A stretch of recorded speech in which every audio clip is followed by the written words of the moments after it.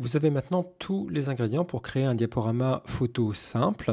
Donc on va rapidement terminer celui-ci. On a 3 images présentes dans la timeline. On va rajouter par exemple celle-ci à la fin. Je peux vous montrer un raccourci si votre tête de lecture est bien à la fin de votre projet. Vous pouvez simplement double taper sur une vignette dans vos rushs et cette photo sera ajoutée à votre montage. Ça marche aussi pour les vidéos, mais ce n'est pas forcément une bonne idée puisqu'on voudra sélectionner un point d'entrée et un point de sortie. Nous verrons ça plus tard.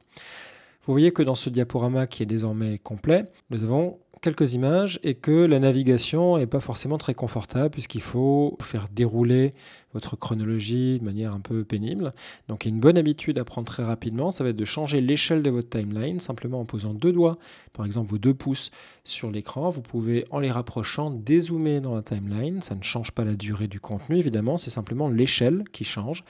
Lorsqu'on veut avoir une vision globale du projet, on peut simplement dézoomer comme ceci. Et puis si on veut travailler précisément sur, par exemple, la durée d'un clip, on peut agrandir la timeline et ensuite, par exemple, changer la durée de cette image-là. Votre projet est terminé. Il suffit de se remettre au début comme ceci et d'appuyer sur Play pour voir votre contenu.